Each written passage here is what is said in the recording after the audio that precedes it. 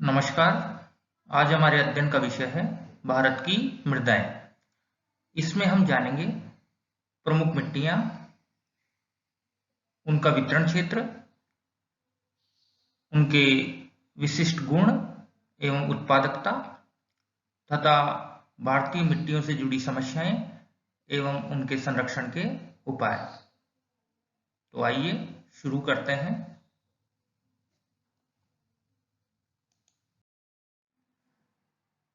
सबसे पहले बात करेंगे मिट्टी क्या है। मिट्टी भूपृष्ठ पर स्थित असंगठित पदार्थों की ऊपरी परत है जो मूल सेलों व वनस्पति के योग से बनती है। यानी मिट्टी चट्टानों के अपक्षय तथा अपरदन द्वारा निर्मित महीन कण, खनिज तथा वनस्पति आदि के योग से बनती है।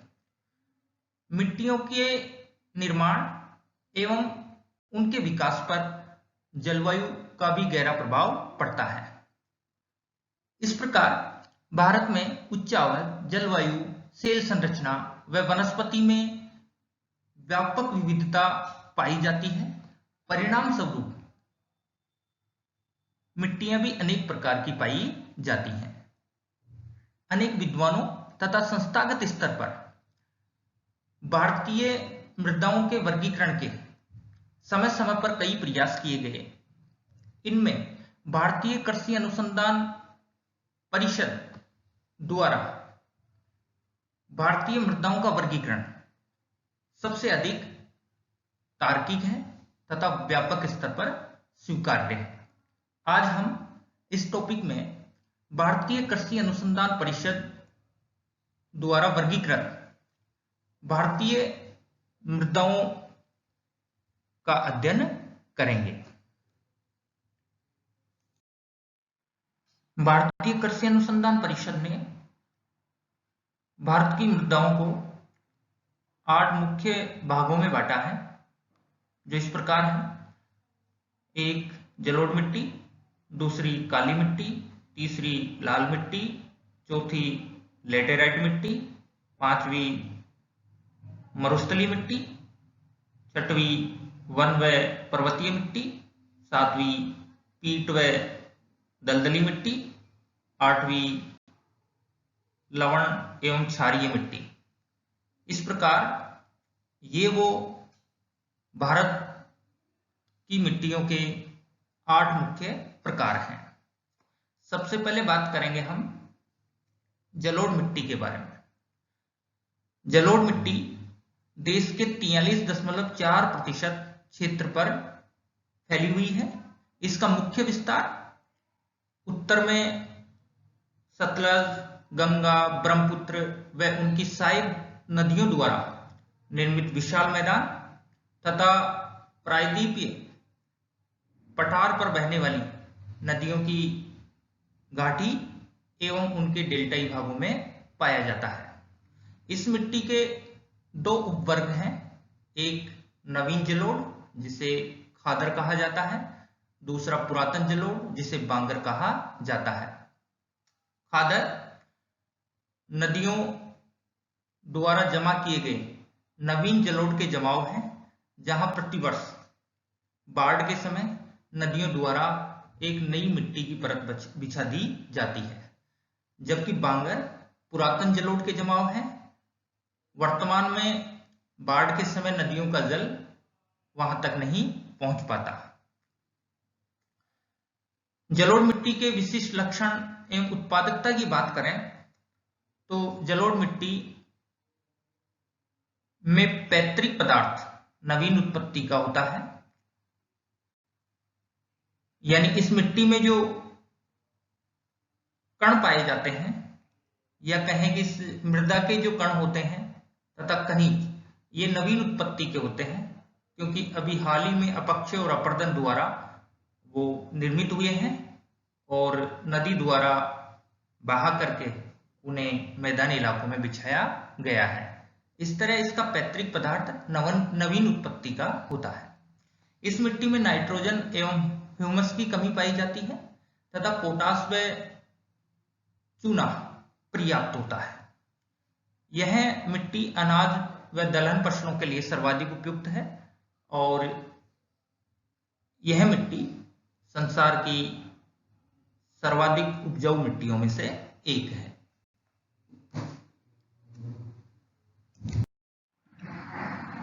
आपके सामने दिए गए भारत के मानचित्र के माध्यम से भी आप भारत की प्रमुख मृदाओं के वितरण क्षेत्र को समझ सकते हैं। आप देखेंगे तो ज्ञात होगा, भारत के उत्तर में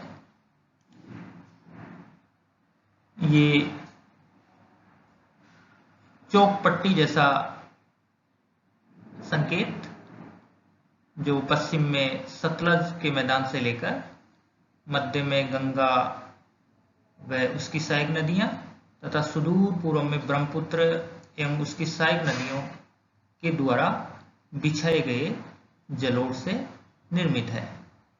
इसे नदीय जलोढ़क कहा गया है। तो आप देख सकते हैं भारत का उत्तरी विशाल मैदान जलोढ़ मिट्टी से निर्मित है।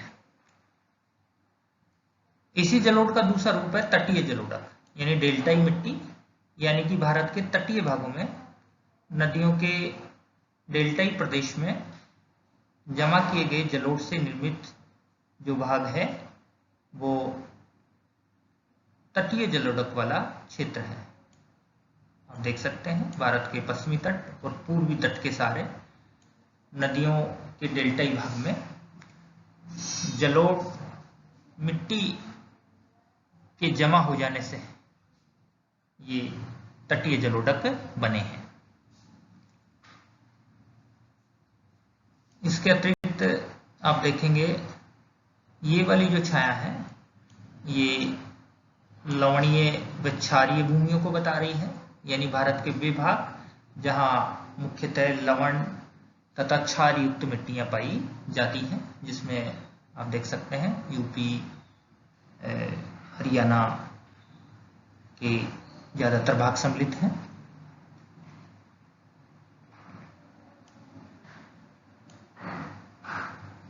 ये छाया लाल मिट्टियों के लिए है। आप देख सकते हैं मानचित्र में ये वाला जो भाग है जिसमें तिरछी खंडित रेखाएं डाली गई हैं, ये लाल मिट्टी से युक्त प्रदेश है, जिसमें मुख्य रूप से देखेंगे तो आप पाएंगे कि इसमें उड़ीसा, छत्तीसगढ़, आंध्र प्रदेश, तेलंगाना, कर्नाटक, तमिलनाडु, इन राज्यों के अधिकांश भूभाग सम्मिलित हैं। इसके अतिरिक्त राजस्थान का दक्षिणी भाग भी इसी मिट्टी से युक्त है। मानचित्र में जो ये गहरी काली छाया का एक बड़ा धब्बा जो बना हुआ है, ये काली मिट्टी को बता रहा है, और काली मिट्टी के क्षेत्र में मुख्य रूप से गुजरात, महाराष्ट्र, राजस्थान का दक्षिणी पूर्वी भाग, मध्य प्रदेश के अधिकांश भाग, तेलंगाना के कुछ हिस्से ये इसमें सम्मिलित हैं। ये उर्मिकाओं जैसे संकेत मरुस्थलीय मिट्टियों के लिए लिए गए हैं। मानचित्र में देखने से ज्ञात होता है कि इस तरीके की आभा भारत के उत्तरी पश्चिमी भाग में है, जिसमें मुख्य रूप से पंजाब के कुछ हिस्से, हरियाणा के कुछ हिस्से, राजस्थान का पश्चिमी भाग और गुजरात के कुछ भाग इसमें सम्मिलित हैं। ये मरुस्थलीय मिट्टी से युक्त क्षेत्र है। लेटराइट मिट्टी, इसमें अपेक्षाकृत बड़े डोटेड इसके लिए काम में लिए गए हैं। मानचित्र में देखने से ज्ञात होगा कि इसमें ये पश्चिम बंगाल, पूर्वोत्तर भारत का कुछ भाग, उड़ीसा, पश्चिमी घाट के सारे कुछ हिस्से ये लेटराइट मिट्टी से युक्त क्षेत्र है। अपेक्षाकृत छोटे बिंदु वन व पहाड़ी मिट्टी के लिए काम में लिए गए हैं और मानचित्र में देखने से पता चलता है कि उत्तरी भारत का हिमालय प्रदेश, जिसमें जम्मू कश्मीर, लद्दाख, हिमाचल, उत्तराखंड, सिक्किम व अरुणाचल प्रदेश राज्यों के अधिकांश भाग सम्मिलित हैं, जहां वन व पहाड़ी मिट्टियां पाई जाती हैं। ये पर्वतीय घास स्थली को प्रदर्शित करने वाली आभा है, छाया है। मानचित्र में देखने से पता चलता है कि जम्मू कश्मीर व लद्दाख में पहली पर्वत श्रृंखलाओं के मध्य जो घाटियां हैं वहां घास के स्थल पाए जाते हैं और यहां घास स्थलों की मिट्टी पाई जाती है। और ये छोटे छोटे काले काले जो पैचेस बनाए गए हैं मानचित्र में, ये पीट व दलदली मिट्टियों के लिए हैं। इनका मुख्य विस्तार आप देख सकते हैं बिहार के आंतरिक भाग, इसके अतिरिक्त केरल के तटीय भाग, गुजरात का कच्छ प्रदेश, ये वो क्षेत्र हैं जहां पीट व दलदली मिट्टियां पाई जाती हैं। इस प्रकार आपने मानचित्र में भारत की प्रमुख मिट्टियों के बारे में जाना। अब हम बात करेंगे लाल मिट्टी के बारे में। लाल मिट्टी क्षेत्रफल की दृष्टि से जलोढ़ मिट्टी के बाद में देश में दूसरा स्थान रखती है। यह देश के 18.6% क्षेत्र पर विस्तृत है। इसका मुख्य रूप से विस्तार आंध्र प्रदेश, कर्नाटक, पश्चिमी तमिलनाडु, दक्षिणी महाराष्ट्र, उड़ीसा, छत्तीसगढ़ तथा झारखंड में स्थित छोटा नागपुर के पठार तथा पूर्वोत्तर भारत के राज्यों में पाया जाता है। इस मिट्टी के विशिष्ट लक्षण एवं उत्पादकता की बात करें तो यह मिट्टी रवेदार सेलों के अपक्षय द्वारा बनी है। ग्रेनाइट आदि रवेदार सेलों के अपक्षय तथा अपर्दन से ये बनी है। इस मिट्टी का लाल रंग होता है, या कहें कि सामान्यतः ये लाल रंग की होती है और इसका लाल रंग आयरन ऑक्साइड की अधिकता के कारण होता है। इस मिट्टी में नाइट्रोजन, कैल्शियम, फास्फोरस व ह्यूमस आदि पोषक तत्वों की कमी पाई जाती है तथा यह मिट्टी धान, दालें, चाय, मक्का, तंबाकू व फल आदि की फसलों के लिए उपयुक्त है।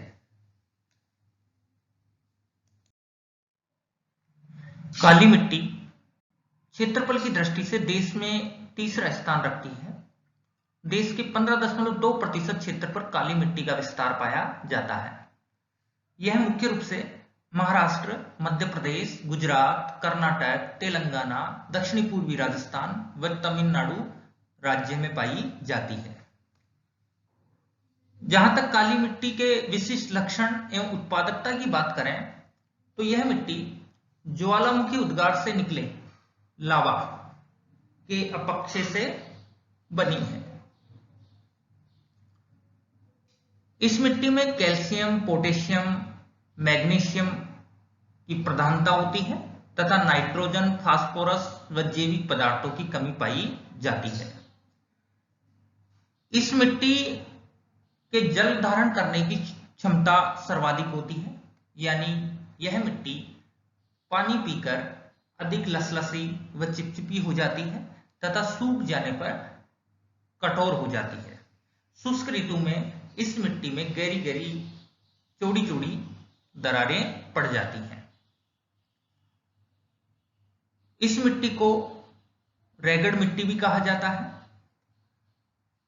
ये मिट्टी संसार की सर्वाधिक उपजाऊ मिट्टियों में से एक है। यह मिट्टी कपास, अरहर, मिलेट, गन्ना आदि फसलों के लिए उपयुक्त है। कपास की फसल के लिए तो विशेष उपयोगी मिट्टी है, इसीलिए इसे कपास की मिट्टी भी कहा जाता है।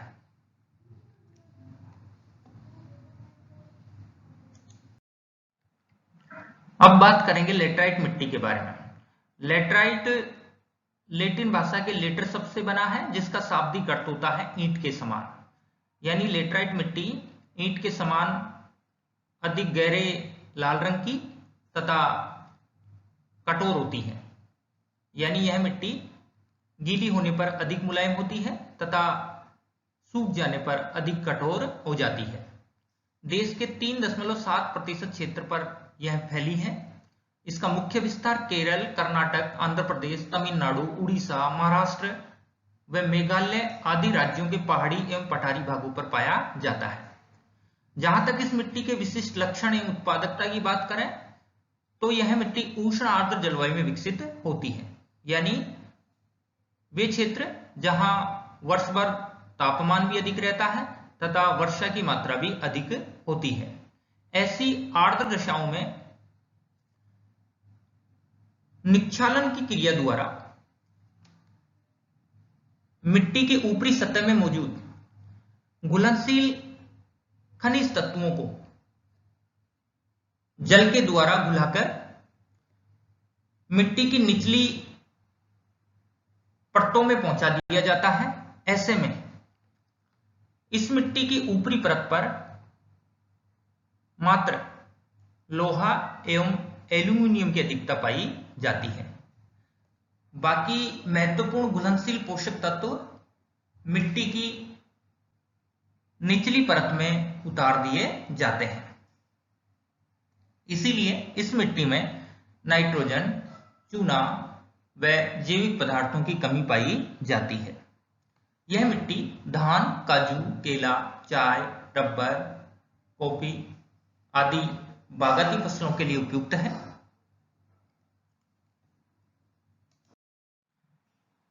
अब हम बात करेंगे मरुस्थलीय मिट्टी के बारे में।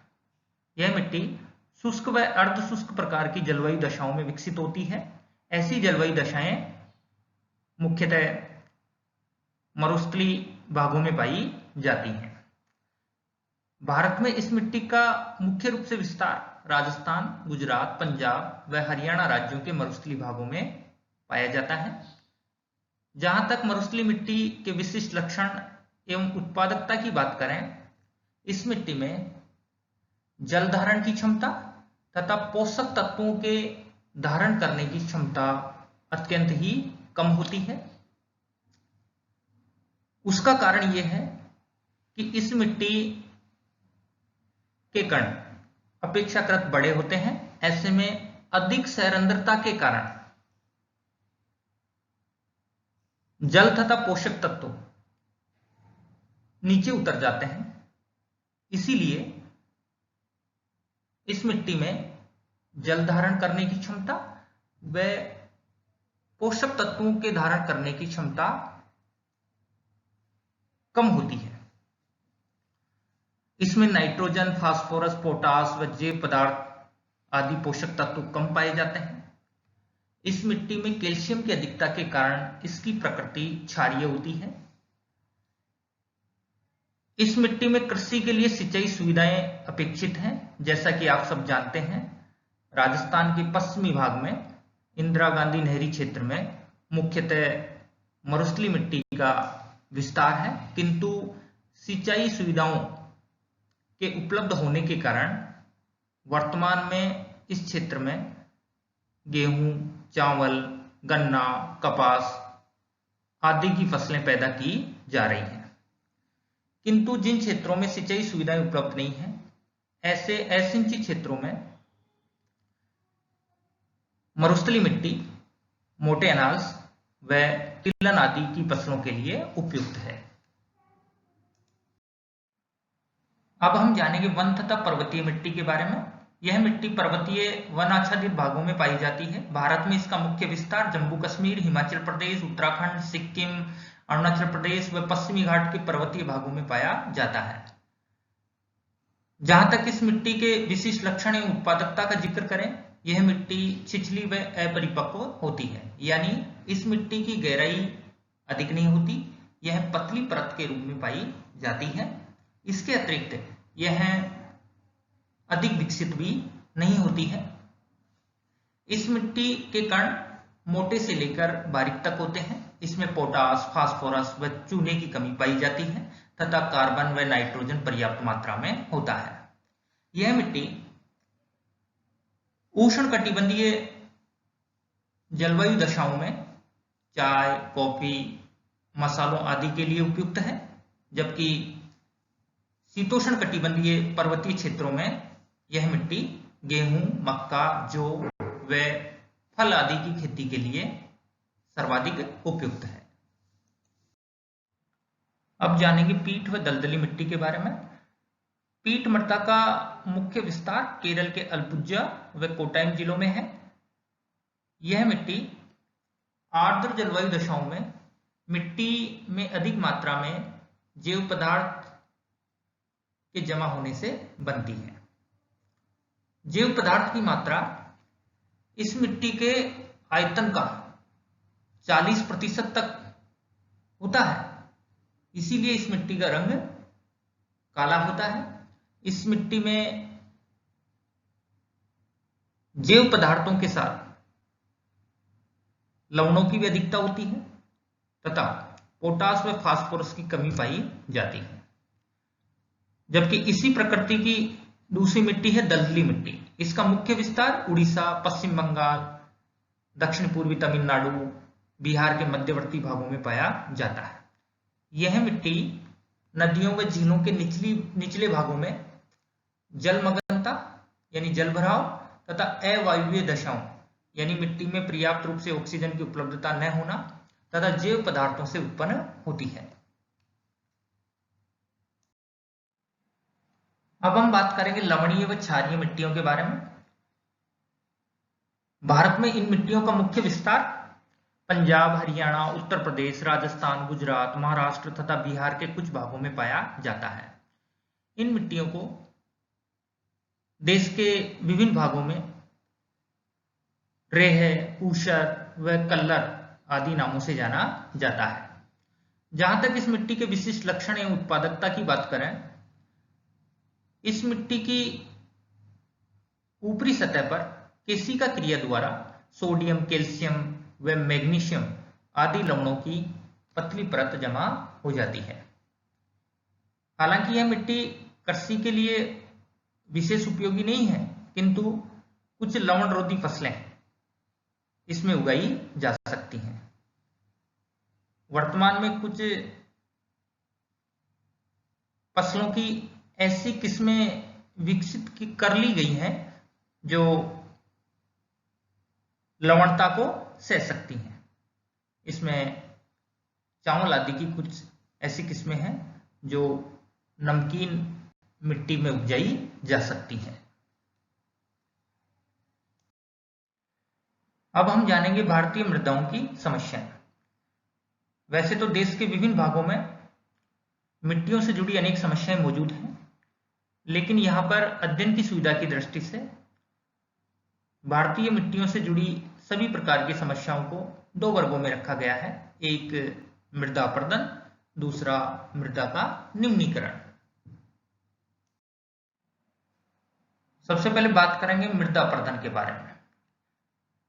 मृदा के ऊपरी आवरण का विनाश होना ही मृदा अपर्दन कहलाता है, यानी मिट्टी की ऊपरी परत का कट जाना या कटाव होना ही मृदा अपर्दन है।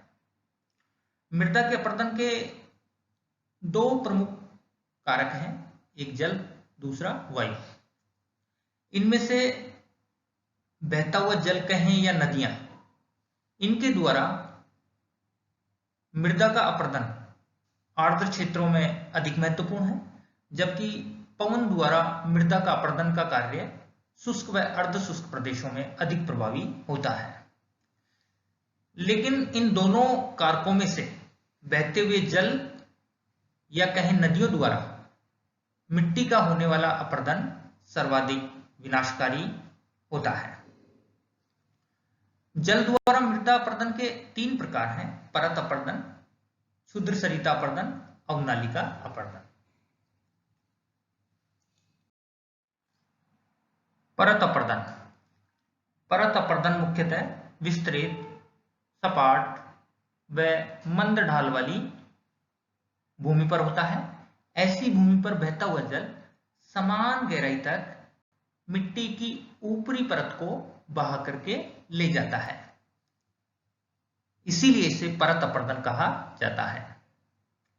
इसे चादरी अपर्दन भी कहा जाता है। इस प्रकार के अपर्दन द्वारा मिट्टी का परत दर परत अपर्दन होता रहता है। क्षुद्र सरिता अपर्दन। ढालू भूमि पर तीव्र गति से बहता जल मिट्टी में अंगुलाकार की छोटी छोटी नालियां बनाता है, यानी अंगुली जैसे आकार की या इससे बड़े आकार की नालियां बनाता है, जिससे तेजी से मिट्टी का कटाव होता है। इस प्रकार के अपर्दन को मृदा का क्षुद्र सरिता अपर्दन कहा जाता है। दिए गए चित्र के माध्यम से आप जल द्वारा मृदा अपर्दन के तीनों रूपों को समझ सकते हैं: परत अपर्दन, क्षुद्र सरिता अपर्दन, अवनालिका अपर्दन। पहले वाले चित्र में आप देख सकते हैं यहां परत अपर्दन तथा क्षुद्र सरिता अपर्दन के संयुक्त प्रभाव से किस तरह भूमि की ऊपरी परत धीरे धीरे समाप्त हो रही है।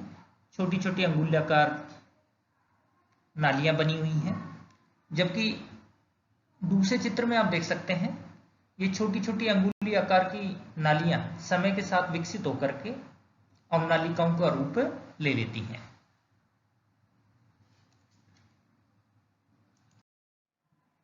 अवनालिका अपर्दन। अवनालिका अपर्दन एक प्रकार से क्षुद्र सरिता अपर्दन का ही विकसित रूप है। यदि ढालू भूमि पर मृदा के अपर्दन द्वारा बनने वाली छोटी छोटी नालियों को बढ़ने से या विकसित होने से रोका नहीं जाता है, तो इनकी गहराई, लंबाई, चौड़ाई के बढ़ने से ये छोटी छोटी नालियां अवनालिकाओं में बदल जाती हैं, जिससे संपूर्ण कृषि योग्य भूमि उबड़ खाबड़ हो जाती है, बीहड़ युक्त बन जाती है, यानी ऊंचे ऊंचे कटक और उन ऊंचे ऊंचे कटकों को अलग करने वाली कंदराएं। इस प्रकार संपूर्ण कृषि योग्य भूमि उबड़ खाबड़ धरातल में बदल जाती है, जिससे वह भूमि कृषि योग्य नहीं रह पाती। मृदा के अपर्दन का दूसरा प्रमुख कारक है पवन। पवन द्वारा मृदा अपर्दन का कार्य मुख्यतः मरुस्थलीय भागों में अधिक होता है, जहां शुष्क तथा अर्धशुष्क प्रकार की जलवायु दशाएं पाई जाती हैं। इन क्षेत्रों में तीव्र गति से बहता पवन धरातल पर मौजूद असंगठित बालू के कणों को अपवहन करके या उड़ा करके दूर स्थित क्षेत्रों में ले जाकर जमा करता है। ऐसे में पवन के अपर्दन द्वारा इन क्षेत्रों में मिट्टी की मोटी परत के कटाव हो जाने से नीचे की नग्न सेलें दिखाई पड़ने लगती हैं। इतना ही नहीं, पवन द्वारा जिन क्षेत्रों में बालू के कण जमा किए हैं, उन क्षेत्रों में मरुस्थलीकरण का विस्तार भी होता है, साथ ही वहां की मिट्टियों की उत्पादकता भी प्रभावित होती है।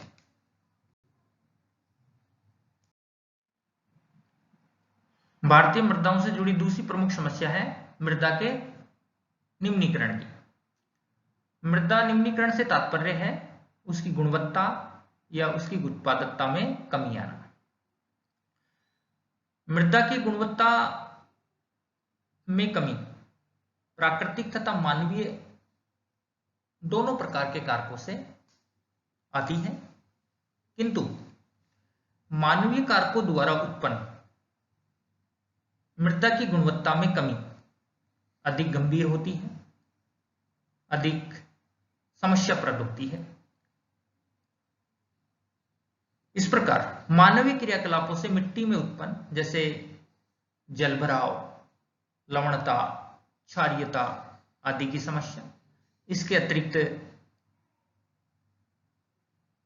अधिक मात्रा में रसायन व कीटनाशकों का प्रयोग व फसलों के हेरफेर की उपेक्षा करना, इन सब से तेजी से मिट्टी की उर्वरता घटी है। ऐसे में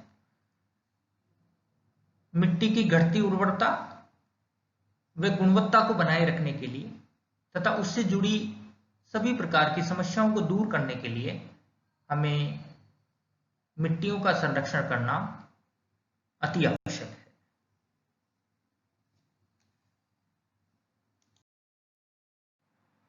यहां मृदा के संरक्षण के कुछ प्रमुख उपाय दिए गए हैं।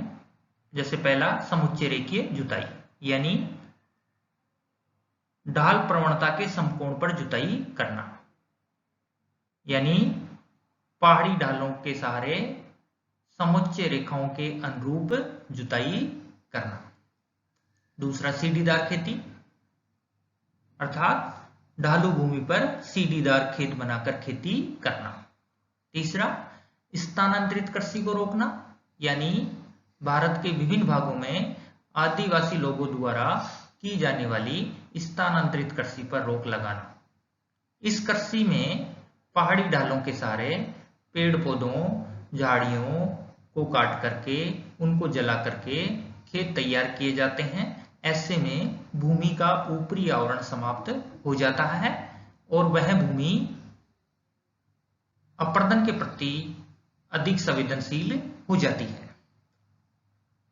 चौथा, उन्मुक्त पशुचारण पर रोक, यानी खुले में पशुओं की चराई पर रोक लगाना। ऐसा माना जाता है कि खुले में पशुओं की चराई से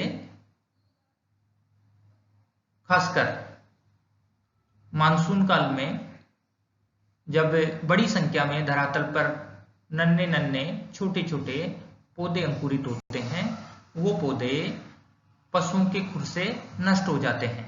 इसके अतिरिक्त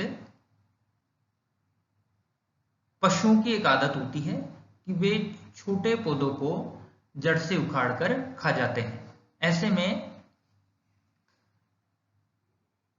उन्मुक्त पशुचारण से भूमि का आवरण नष्ट होता है। भूमि के आवरण नष्ट हो जाने से ऊपर की मिट्टी असंगठित हो जाती है, जिसका तेजी से अपर्दन हो जाता है।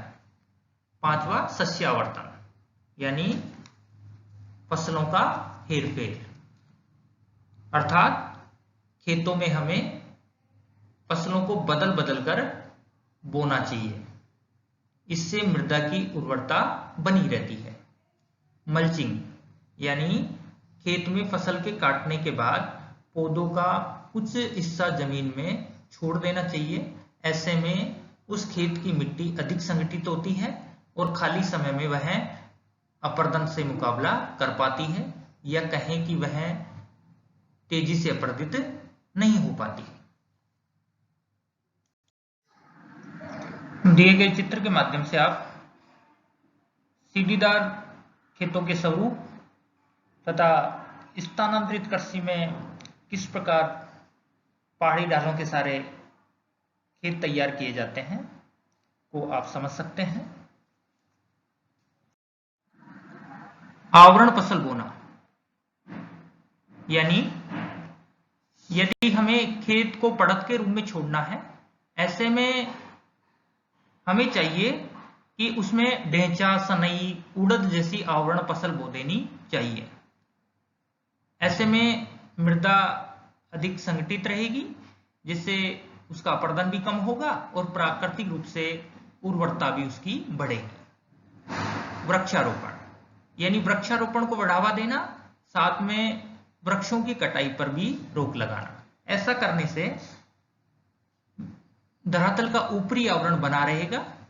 ऐसे में मिट्टी का अपर्दन भी कम होगा, साथ में मृदा को पोषक तत्वों की भी उपलब्धता होगी। पट्टीदार कृषि, यानी पहाड़ी ढालों के सहारे की जाने वाली कृषि में पौधों को पंक्ति नुमा लगाना चाहिए। ऐसे में मृदा अपर्दन कम होगा। अवनालिकाओं पर बांध बनाने से बांध के निचले भागों में अपर्दन का प्रभाव अत्यंत ही कम होगा। साथ में प्रतिभूमि छोड़ना भी मृदा के संरक्षण के लिए बेहद जरूरी है। इस प्रकार ये समस्त उपायों को यदि हम अपनाएं या इन पे हम ध्यान दें तो निश्चित तौर पे मृदा के अपर्दन को भी कम किया जा सकता है और उसकी जो गुणवत्ता में कमी आ रही है उसको भी कम किया जा सकता है, उसकी गुणवत्ता को भी बरकरार रखा जा सकता है। धन्यवाद।